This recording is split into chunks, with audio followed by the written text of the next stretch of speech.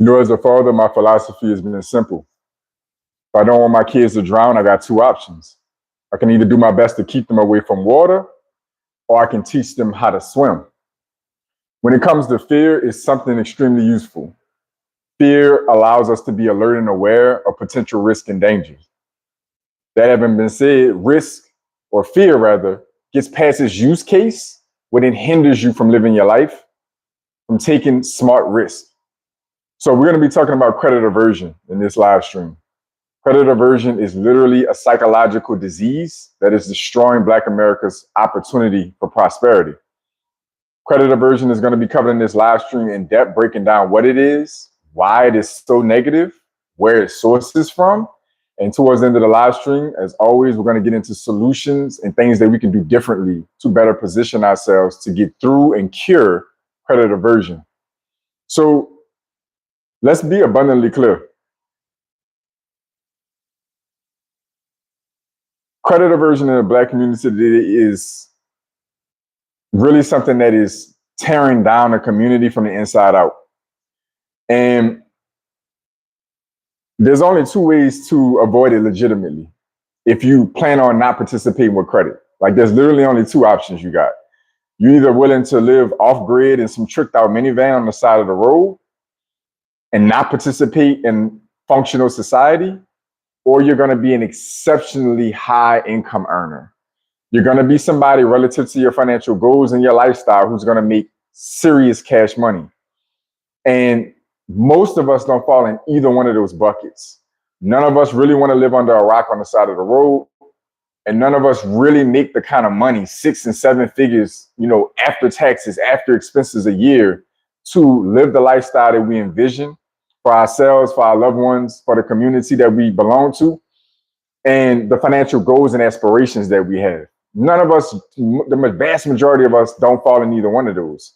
So if that's going to be the case, then that means that credit is something that we're going to have to learn to engage with. It's not up for discussion. So speaking of exceptionally high income earners, I was recently watching an Anton Daniels video. And for those of you who are familiar with him, then he does great content on the channels that I've come across. I run across his content from time to time, especially when it's financial or sometimes political, and I tune in. One of those live streams or one of those videos he covered, he talked about how he is relatively adverse or opposed to debt, generally speaking. From what I gather from the video, he basically made it abundantly clear that he pays for pretty much everything in cash, including his assets, stuff like his real estate portfolio, which he's pretty open and transparent about. I believe he's covered that he has maybe 19 or 20 homes, single family residential investment properties that he has, which is impressive. But more impressive than that is he says he's built them from the ground up via cash, which is very impressive. What's interesting about that is that he also talked about how he ended up working with and getting to connect with Dr. Phil. And in a private conversation with Dr. Phil, he learned a lot about Dr. Phil's, business philosophies, the level of wealth he's at. He also learned about his real estate holdings and portfolio. And he was astounded by what he learned about Dr. Phil's portfolio, who I believe he said owned over like 1,000 units or something crazy like that. He talked about how listening to Dr. Phil opened his eyes, or maybe even Dr. Phil directly brought to him how if he stopped just using cash and learned to use credit and leverage, how much wealthier he could be, how much more real estate he could own. And I think for a moment, it gave him a light bulb moment. Now, I didn't get the impression from that live stream or that video that he was going to pivot the way he's been doing things. But it did seem like he had a little bit of an aha moment, or like, damn, this is somebody I look up to, respect, whatever the case may be, that's well ahead of me financially and success-wise, that is doing something significantly different than I normally do when it comes to my investing and my wealth creation. So what made me touch on that is because this is somebody who makes a ton of money. Like Anton Daniels, from what I can tell in the receipts that he seems to show, this is somebody who makes 7 figures a year or maybe even more and is still credit averse to some extent. So this is somebody who's holding themselves back in a sense of speaking. Clearly, they're doing phenomenally well for themselves, but still holding themselves back because they're not exercising credit along with their great financial success and their income generation. And let's be abundantly clear. Credit already dictates your life. It literally already dictates your life. Everything from the device that you're watching this on, everything from the food that you grab off the grocery shelves, everything from the car you're driving, the road you're driving that car on, the government you're paying taxes to, the structure that you're laying your head under, every single one of these things, and I can go on, every single thing around you is financed in part and in full by credit. So it's already dictating your life. It's already around you every single day. Credit is making a major impact on your life. Shout out to everybody coming in on the live stream, leaving likes, leaving comments. Shout out to everybody coming in. Credit is already dictating your life. So for those of you who think that I'm going to avoid credit by simply never borrowing, by simply never taking out debt, you're being foolish and you're being ignorant. And I say that respectfully. You're being foolish. There's no way to avoid credit because it is already dictating your life. The society around us that we're living in, all of the, from a political point of view, from big wars that were fought and the outcomes of how society progressed on after those wars were funded by credit. From the largest levels of human society all the way down to the most basic needs and necessities, the lights, the energy, the water flowing through your lines, all of it is financed in part or in full by credit. You're not avoiding anything. Credit is already dictating your life. The credit health of the company that you're working for is dictating whether you have a job or not. The cost of capital for them is dictating whether you have a job or not. You're not avoiding anything. You're just living in fear and you're holding yourself back. So let's get into the topic. Let's talk about what credit aversion is. Credit aversion is an intrinsic fear or unwillingness to take on debt. Can lead to negative consequences for individuals, businesses, and even the broader economy. While sometimes a rational choice, an extreme aversion to credit can result in missed opportunities for growth, reduced financial flexibility, and significant emotional stress. For individuals, this can look like limited access to large purchases. Without credit, individuals may be unable to purchase major assets that build wealth over time, such as a home or vehicles. Forfeited investment in human capital. Students who are credit adverse may not pursue higher education or drop out, even if a loan will result in a positive economic return later in their career. This can lead to reduced future earnings and limited career opportunities. Inability to have to build a credit history. A lack of credit usage means no credit history is established.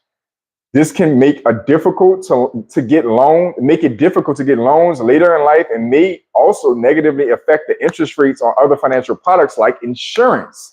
A lot of you don't even know that credit and insurance are very much tied together. Higher costs for services. Without solid credit history, some utility companies may charge higher deposits for services. In some states, insurance companies can charge higher premiums based on poor credit. Just said that. Fewer financial safety nets.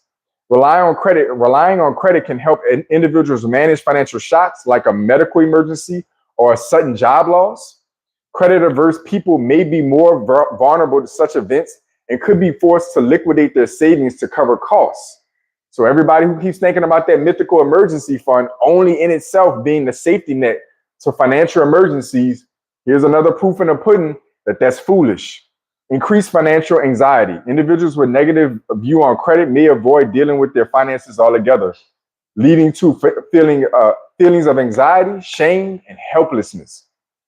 For entrepreneurs and small businesses, this is even more impactful because this is more towards the wealth creation portion of this conversation. This can look like passing up profitable opportunities. Many small businesses require loans to start, grow, and expand.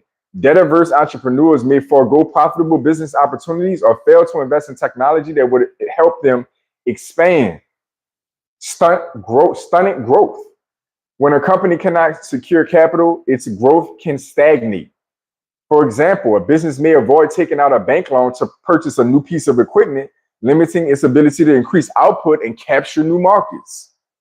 Y'all remember to like and leave y'all support. Like, comment, leave the emojis. Let me know y'all in the building. Limited ability to manage cash flow.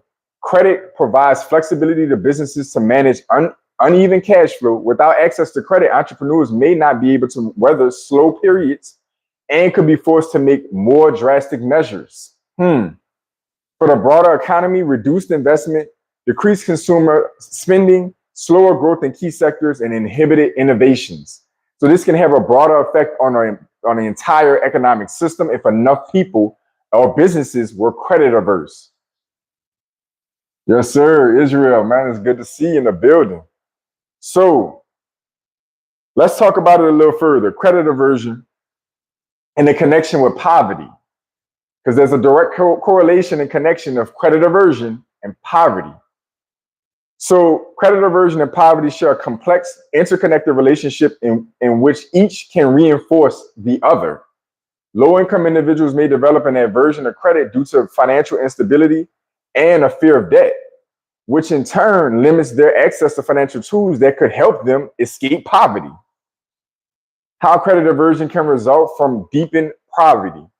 Low financial resilience. Individuals living in poverty have fewer or no financial resources to fall back on, making them highly vulnerable to economic shocks like medical emergencies or job loss. A fear of being unable to repay a loan or being trapped in a cycle of high interest debt can lead to credit avoidance. Limited access to credit. The poor often have low credit scores or no credit history, which limits their access to affordable traditional credit from mainstream lenders. This may lead to an aversion to the credit system as a whole, as the options available, such as high interest payday loans, can be exploitative and exacerbate their financial problems. Reinforcement of the poverty trap. Without access to credit, individuals and families cannot make key investments that can help build wealth, such as human capital, invest in education or job training that would lead to a higher paying employment. Housing, obtaining a mortgage to purchase a home, which is a major pathway for building wealth and building assets. Small businesses, accessing capital needed to start or grow a small business. The psychological burden, past negative experiences with debt or witnessing others face debt crisis can create a psychological burden or a stigma around borrowing. This can lead to what researchers call debt aversion, where individuals may irrationally avoid debt even when it could be a financially beneficial. Underinvestment in future earning potential. When people avoid taking out loans for profitable investments such as higher education or a small business, they miss opportunities to increase their future earnings. Research has shown that some debt-averse individuals prioritize paying off existing debt over investing, even when the investments offer higher returns. A cycle of limited opportunity. The connection between credit aversion and poverty from a negative feedback loop. Poverty, this leads to credit aversion, this perpetuates poverty. So, let's pause for a second and think about what I just went over. In essence, credit aversion can single-handedly almost lead to poverty and a poor quality of life. Our fear and apprehension or outright avoidance of credit, and for those of you who are new that catch this video on a replay or come in on a live stream, I am a retail banker, a business banker, and a private client banker by trade. I help individuals, some of which of reasonably high net worth, 6 to 7 figures, and businesses, in some cases with 6 to 7 figures of revenue and beyond, with their finances on the banking side and lending side on a regular basis. Israel, my guy, I appreciate you for the support. Coming in with the big super chat, big super thanks. I appreciate you. That's how you show your support. So you think about the perpetual cycle driven around credit avoidance. I'm dealing with it every single day. I'm helping clients every single day with their consumer needs, individual needs, and their business needs. I see the difference between the financial well-being of those who have a healthy relationship with credit and business owners who have a healthy relationship with credit versus those who don't. In the Black community particularly, there's no other ethnic group or racial group that I encounter that is more terrified of debt than us. Nobody. Now, I do run into other groups that are also debt averse, don't get me wrong, but at the scale and scope that we need to be engaging with credit and debt in order to advance, we're by far dealing with this psychological cancer the worst. There's something very important to understand. Credit is your opportunity to pull value from the future. So yes, you're exchanging your wages and earnings from the future, absolutely. But if it's strategic and sensible, you have an actual plan to deploy this money into something productive, like a business, like a higher education, like a home, a valuable piece of real estate, etc.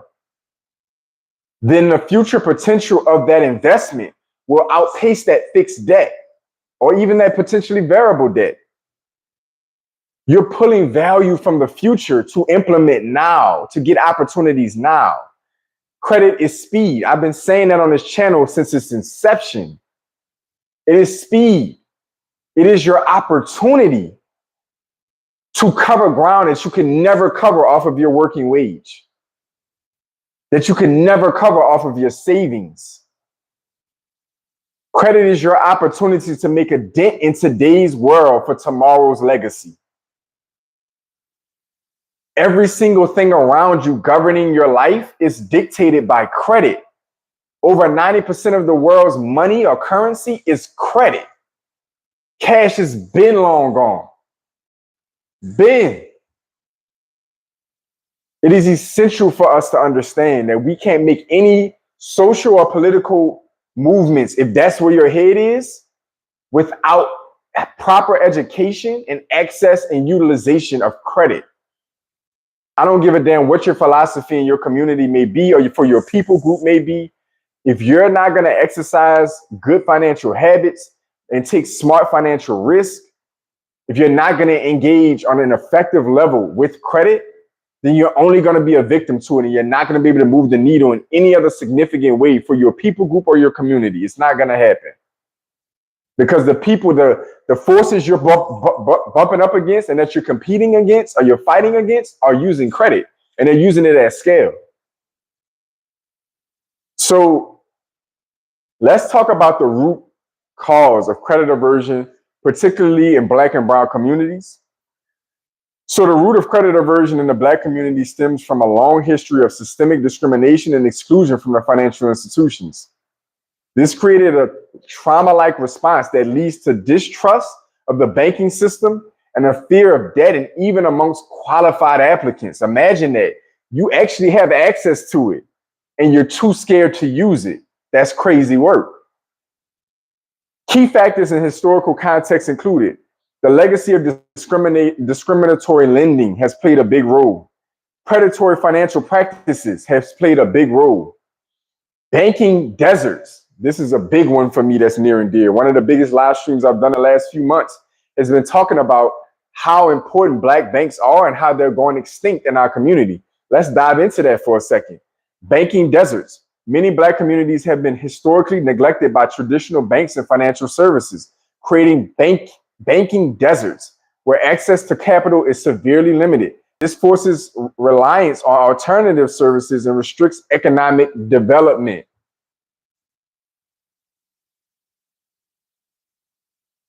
Even some employment check your credit to determine if you get your job. Absolutely. Absolutely. I'm in that profession right now, Israel.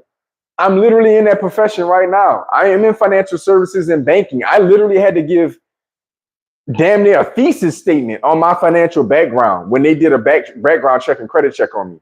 Absolutely, employment is playing a role. If you're engaging with anybody's money, finances, the company's money, you can best believe they want to know what your financial reputation is. So it directly impacts your ability to have an income. It directly impacts your ability to have an income, having credit, accessing credit, learning how to use it. You're only going to develop savvy, smarts, and strategy with credit when you start to use it. You have to fall on your face. You have to fail. You have to use it inappropriately. You have to go through that journey. Why would you hold up that experiential, intelligence, that process of developing that experiential intelligence by avoiding it? You're going to have to deal with it anyway. Beautiful point, Israel. Beautiful point. Absolutely is tied to your employment. So banking deserts, mistrust of the financial institutions, decades of discriminatory treatment has fostered a deep-seated mistrust in the banking system amongst many Black and brown Americans. This is reflected in lower states of traditional banking, which hinders financial development and credit building, as just covered and discussed.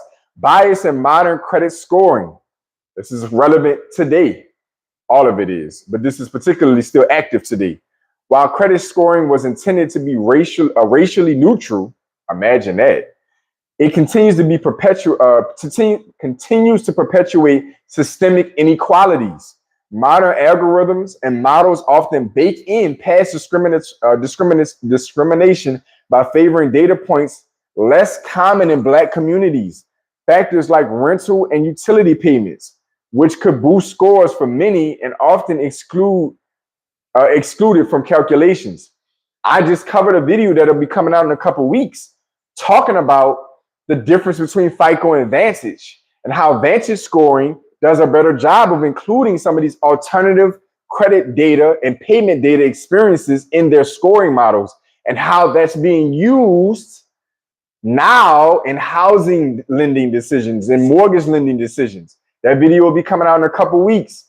P&R Connected, my guy in the building, showing some support. I appreciate you. So this is another huge one. Okay, this is another huge one. That mistrust is exceptional, right? Or excuse me, the bias in the modern credit scoring system. Meta expressions and low confidence. This is an interesting one psychologically for a second. The Urban Institute identifies meta oppression as a psychological effect of persistent barriers where individuals internalize systemic failures and feel personally responsible for the economic circumstances that can lead to lower financial self-confidence and feeling that building good credit is futile. Think about that for a second. This is a psychological perpetuation of feeling like no matter what I do, I'm going to lose. No matter what work I put in to develop good credit, the system is against me. There's nothing I can do. I'm helpless. So that's taking you out of the race before you even get to the starting line. And a lot of us are born into those environments. Imagine that. A lot of us are born into those environments. So for those looking for a scapegoat to credit aversion and our experience with it, there you have it. There you have it.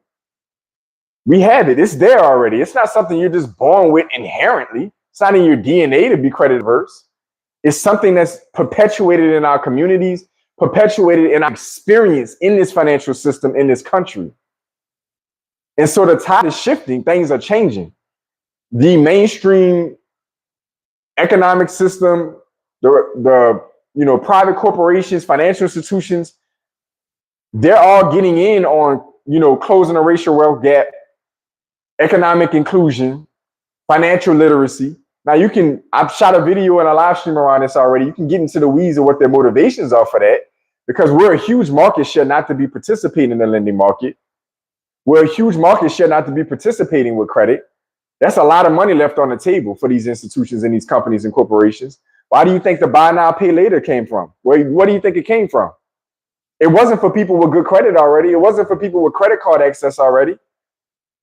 It's for people like us that aren't participating or don't have access to credit cards to finance out these purchases already. Think about it. They're looking to get access to that market share. Now, is there some other philanthropic and good nature basis to it? Maybe. We're not in the boardroom when these discussions are happening, when these plans roll out, when these programs roll out.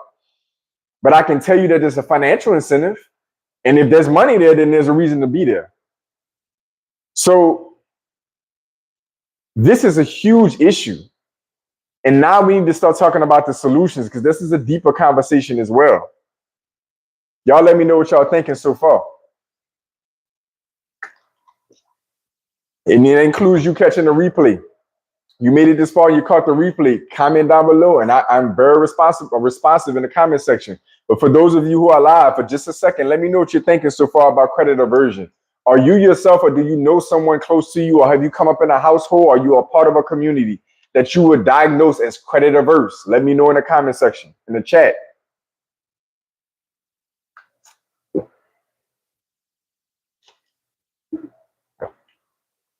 Y'all let me know.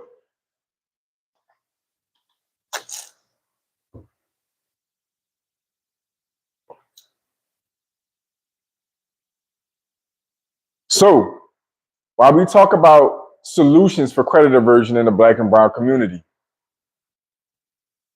to address credit aversion and financial inequity in the Black community, solutions must involve systemic reforms. That's a big one. Increase access to affordable credit. That's enormous.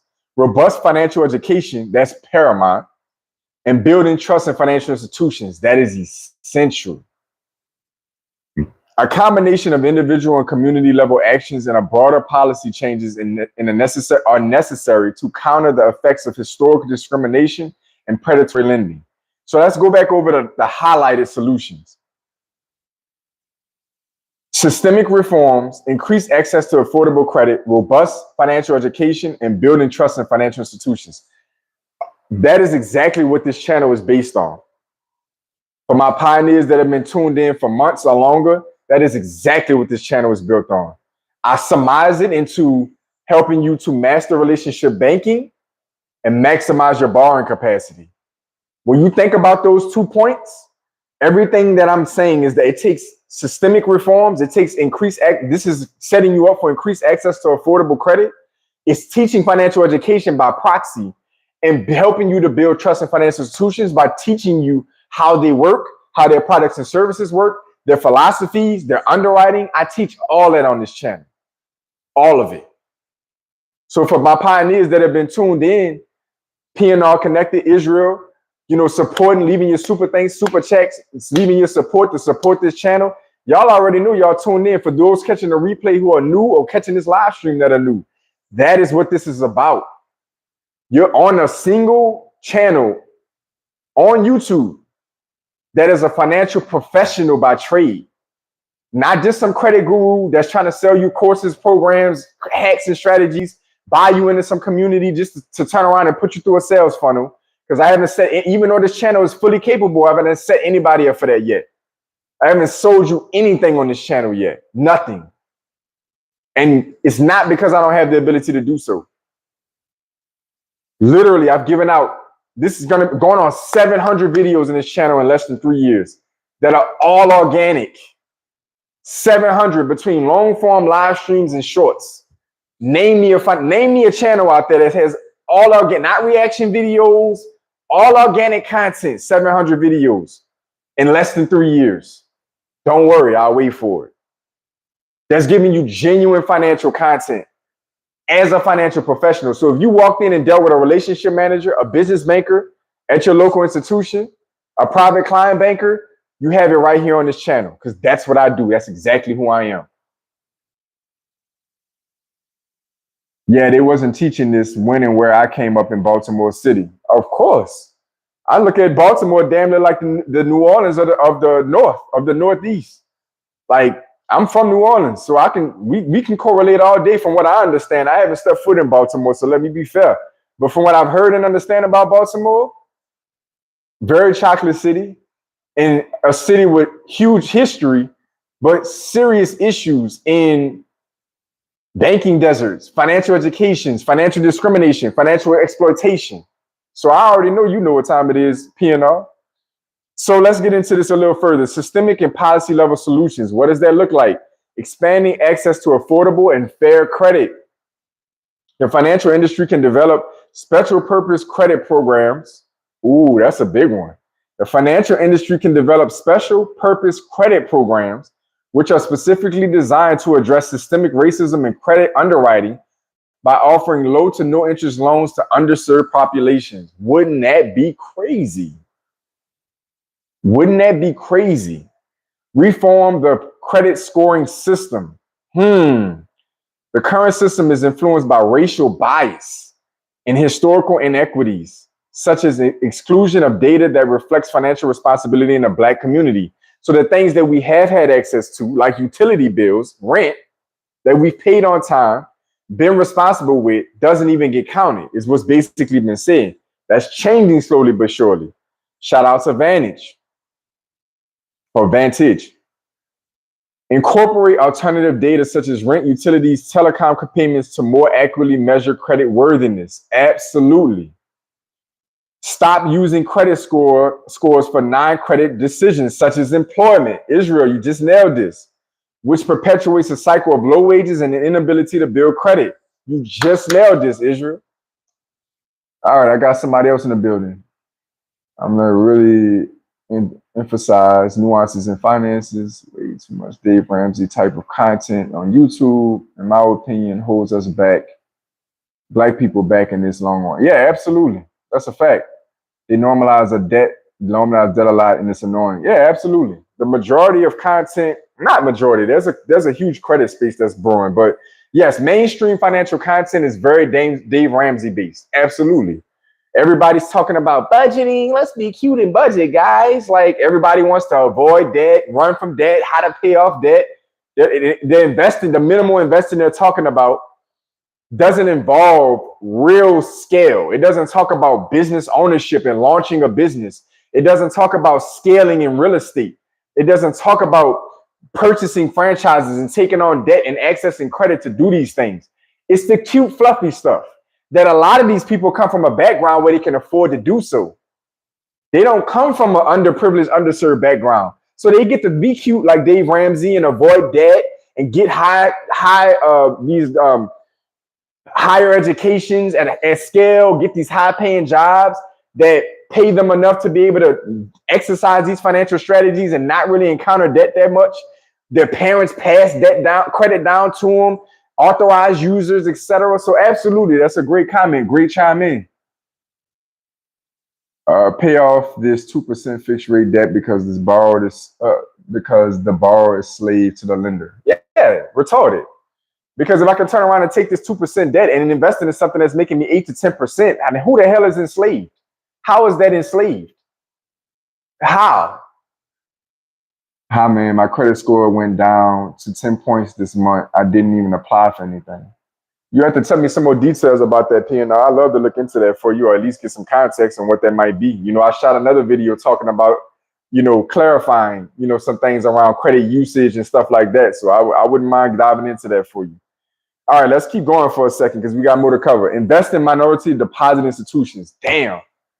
Have I not been covering that on this channel? And I need to be covering it even more. Supporting Black-owned banks and credit unions helps build trust and ensure that investment in communities of color is managed by institutions with a deep understanding of their needs. For us, by us. Not because we're racist, not because we don't want to be inclusive or engage with non-Black or brown institutions. Absolutely not. The majority of my available credit on the personal and business side and banking relationships are in non-Black institutions because of my perception of the system as an American and exercising my access to the system as an American. That having been said, every single community has the infrastructure and the institutions needed to sustain their communities in their communities. The firefighters, the teachers, the lawyers, the bankers, they look like them. Generally speaking, they look like them. The financial institution I work for still pegs us off by demographics in our branches. The branch in my community that's closest to the larger Vietnamese community, which is a decent sized one in New Orleans, has a Vietnamese dedicated banker. The parts of my city that are predominantly Black have predominantly Black staff. The same thing in the white community, same thing in the Hispanic community. And this is a financial institution that pushes the hell out of inclusiveness and DEI, by the way. So what that means is we understand the psychology of having people that look like us and come from our background and understand our existence, our problems, our goals, our plight, being in the institutions that we need to develop. It's not about racism. It's not about bias. It's not about gaslighting, race baiting, nothing to do with that. It's just that I understand you better because I come from a similar or the exact same background.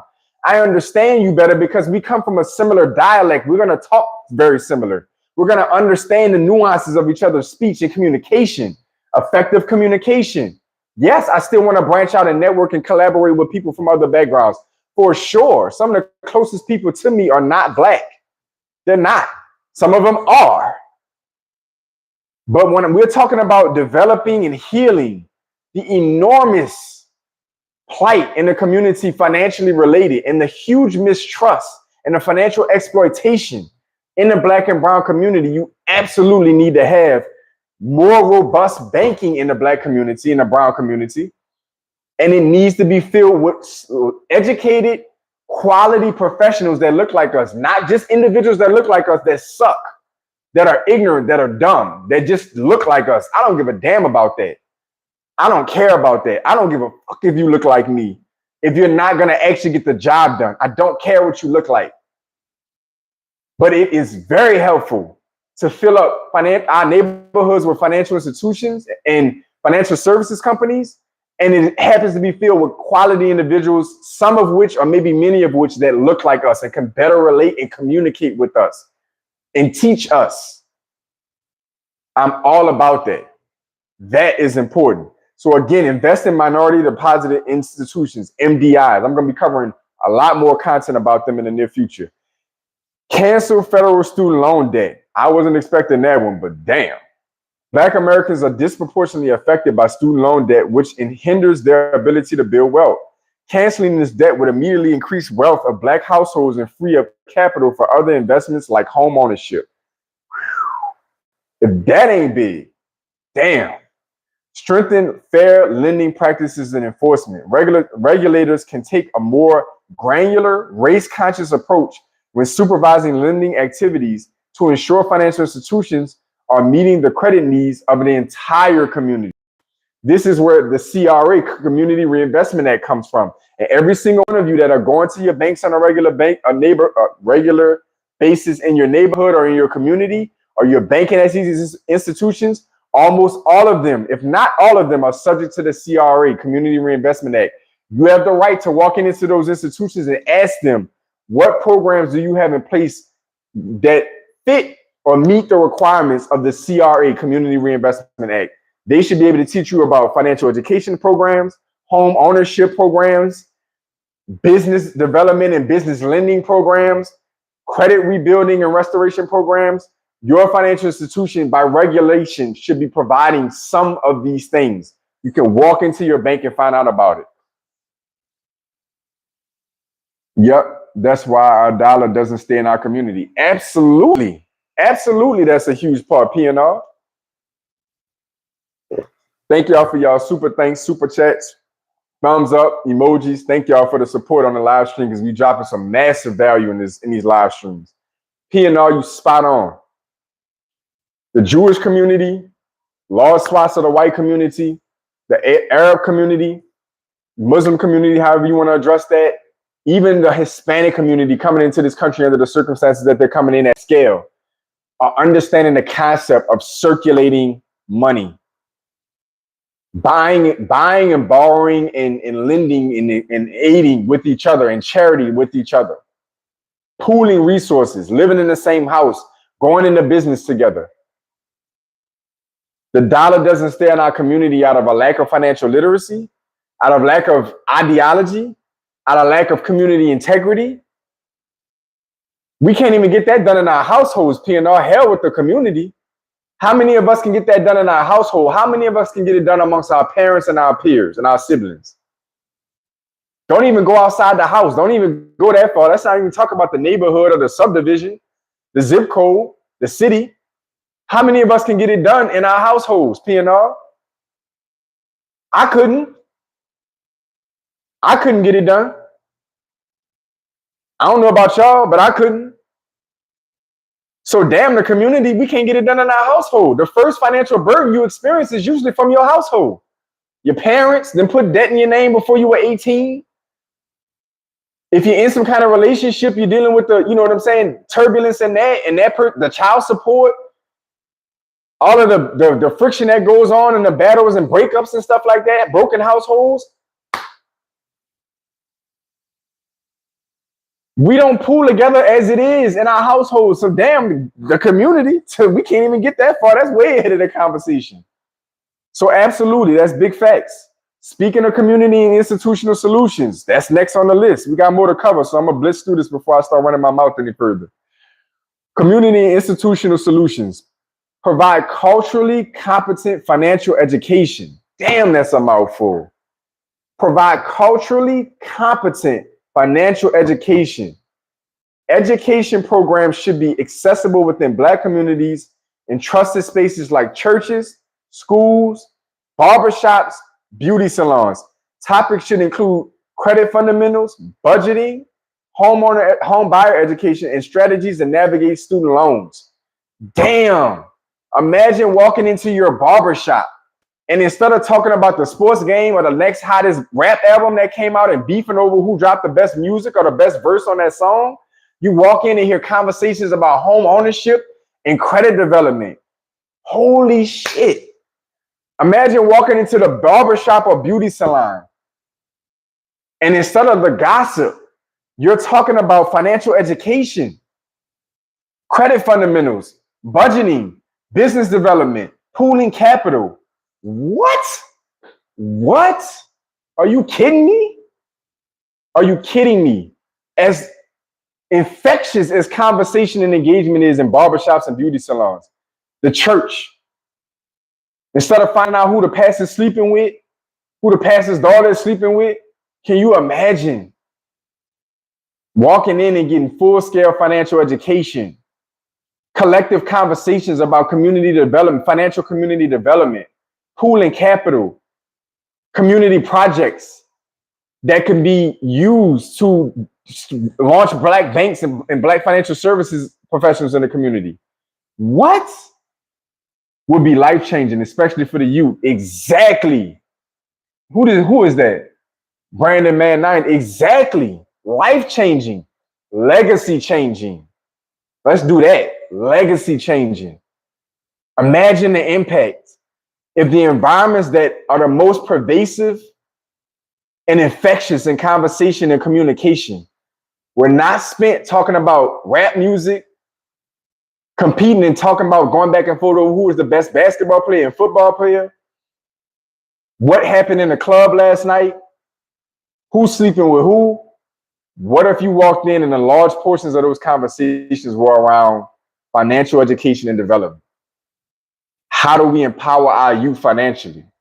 Collective conversations. I got another video coming out in a week or two talking about how I have over $150,000 in credit lines and just the personal side and how I'm going to pass that to my daughter, how I'm making sure that when my daughter makes 18 in a year and some change, that she's going to be able to walk right into that.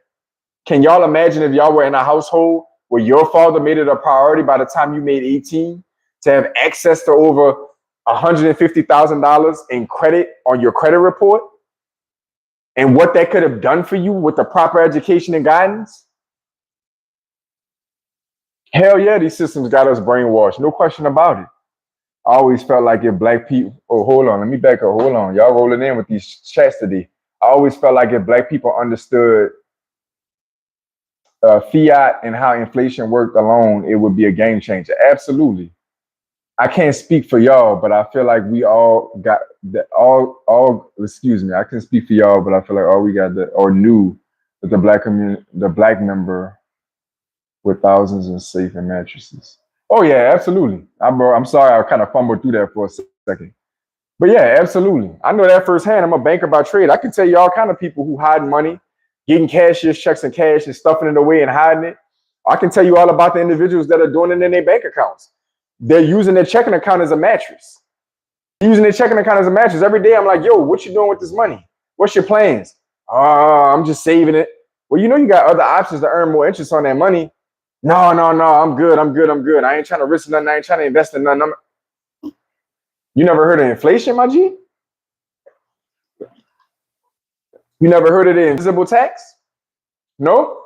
You okay with losing 3, 4, 5, 6, 7, 10% a year on your money? purchasing power? You okay with the fact that that Big Mac, cost $3 4 years ago and now it's $5 3 years later, 5 years later? You all right with that? That's fine. You don't want your money to attempt to keep up with that? Crazy work. Crazy work. Support community development financial institutions, CDFIs. Whoa, who's been talking about that on their channel lately? A lot. This guy, community development financial institutions, CDFIs. These mission-driven lenders focus on serving low-income and underserved communities. They can offer a trusted alternative to mainstream banks and provide access to affordable financial products and services. I literally work with these institutions. When I do speaking engagements in person, usually it's with the financial institution that I work for. That financial institution is funding CDFIs in my city, and they're across the nation.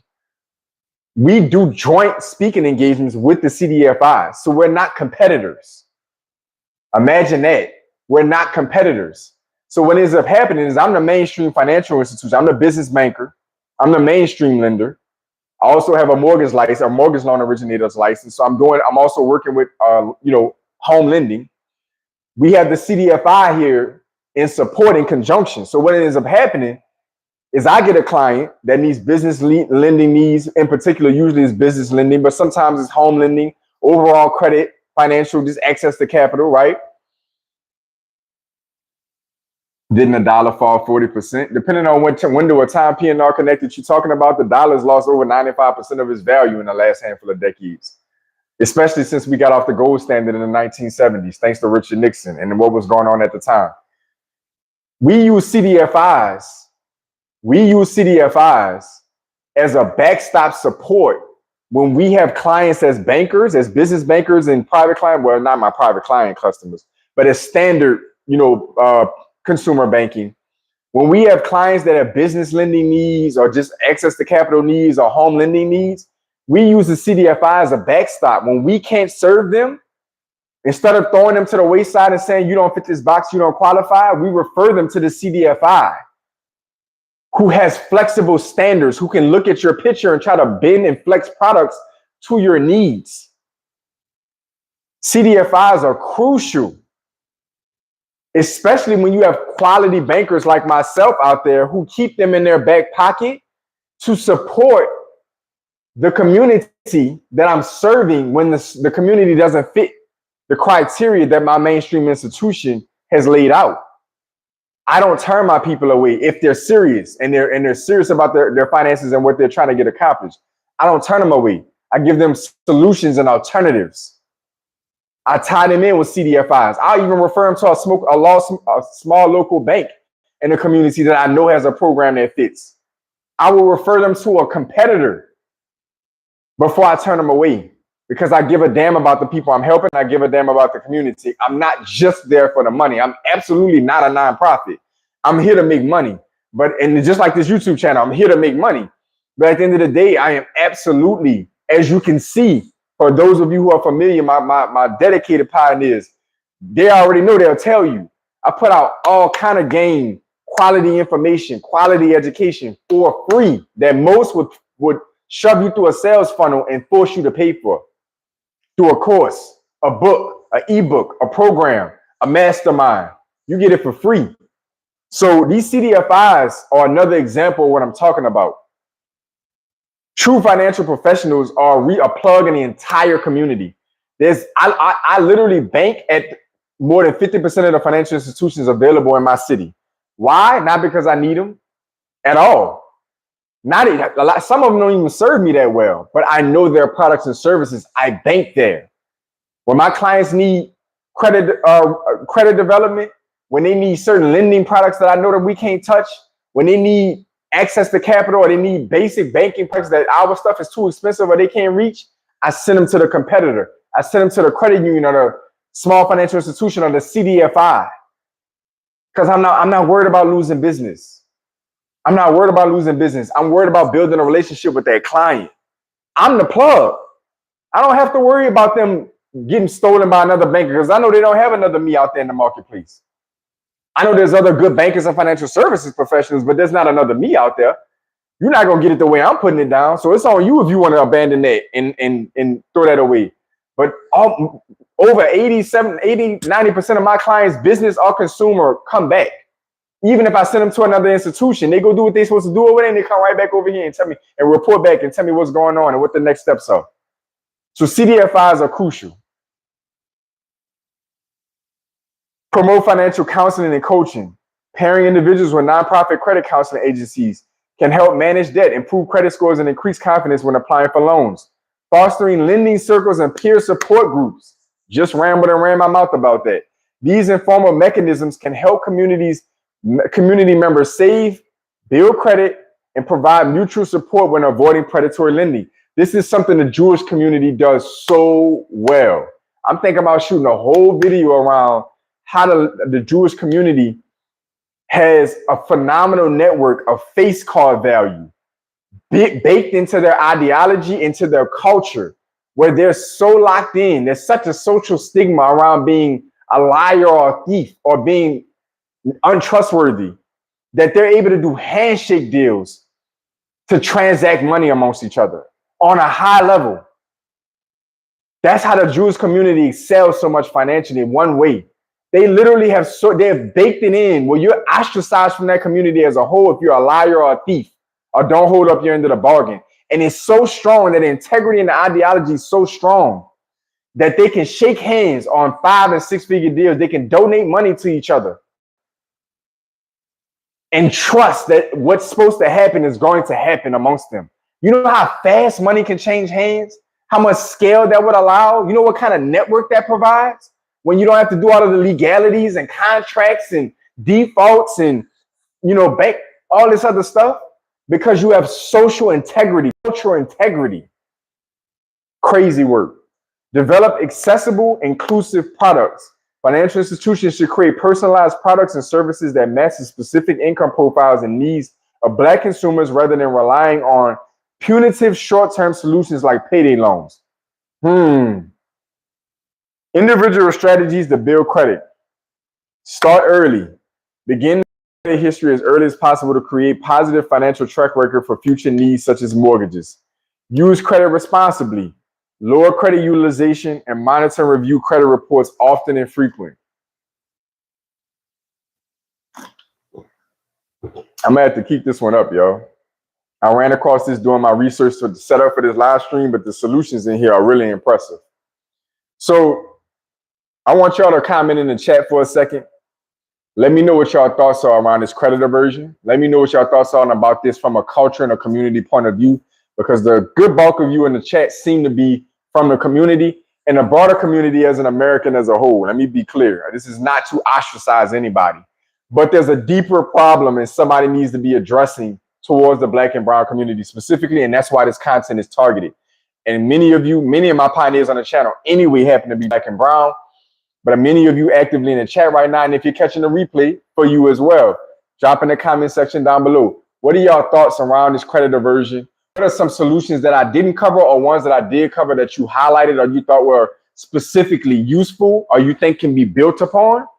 Comment on that for me before we close this out, y'all. Let me know what y'all think. What are your thoughts around some of the solutions around credit aversion and some of the solutions? Let me know what you think. Let me know what y'all think.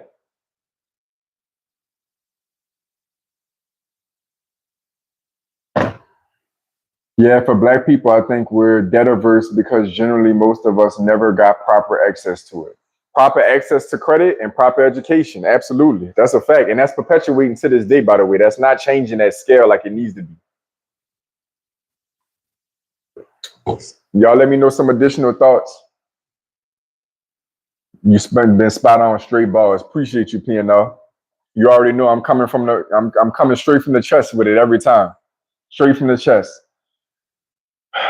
But lives like this and articles like this help a lot. Thank you, Brandon, man. I appreciate that. I'm grateful y'all got the value too. The super thanks, the super chats, the likes, especially for y'all that are actually taking the time out to pay monetary value, because what I'm giving out could be given out for a lot of money. So just leaving a super chat or a super thanks, $1, $2, $5 is a real salute, because y'all know if I gatekept this information, I could charge a lot of money.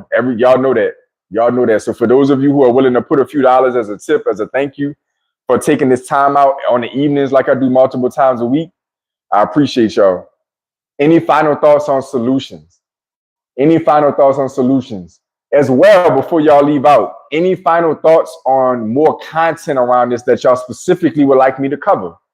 I'm going to take some requests before I head out of here. Y'all let me know if you're watching the replay and you watched it all the way to this point. First off, shout out to your attention span and your willingness to truly learn. But feel free to comment down below. But for those of you, the group of you that I have on live in the chat, is there anything around credit, lending, credit aversion, around these things that you'd like me to discuss more specifically? I say financial literacy is key to us. Absolutely. I promise you there will be no shortage of financial literacy content on this channel in the past, in the present, or going forward. I have stacks of topics that I literally have, if I picked up right now, literally, this is all printed out topics that that are around financial literacy. Again, I'm a banker by trade, so I'm dealing with this stuff every single day. The knowledge that we're missing, I am hands-on with every single day. So I'm not just reading books. I'm not just, Googling stuff. I'm not just listening to other content creators. I'm dealing with it in the field firsthand every single day. I think a video on low interest fixed debt would be cool. In what capacity, Brandon, man? Low interest, like you want me to talk about options that are available for low interest fixed debt or how to use it? From what angle? And I'll keep that in mind for you. Oh, where my pen is? Oh, it's over here.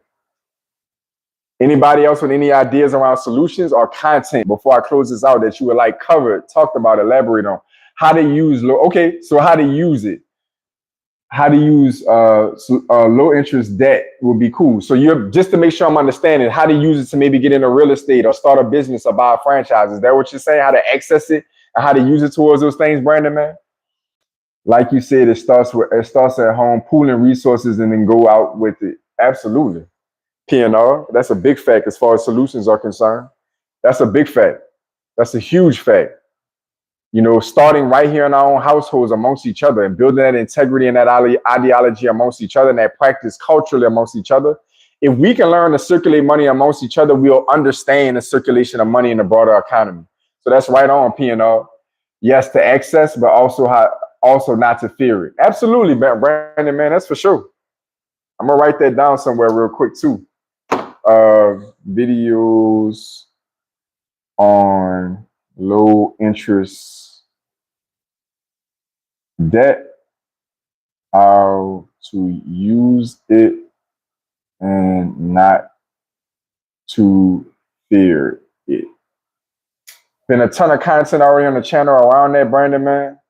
Been a lot of content around this. I've been barking about stop being scared of debt for a long time on this channel, but I have no problem getting back on the rooftop and shouting it out a little bit more. I would definitely do some fresh video content coming up in the next couple of weeks or so on that topic. Dave Ramsey teaching costing people an insane amount of money based on fear. Absolutely. I got to think of the video I shot that really kind of addressed Dave Ramsey together. I did a couple of them, but I did one specifically that talked about boomonomics, basically what it's called. Dave Ramsey is an example and really a pioneer of the concept of boomonomics, which is baby boomers era and their financial practices at the time. Okay, for sure. I'll definitely look back. Yeah, definitely, man. Stay tied in. Hopefully you already subscribed and tuned in.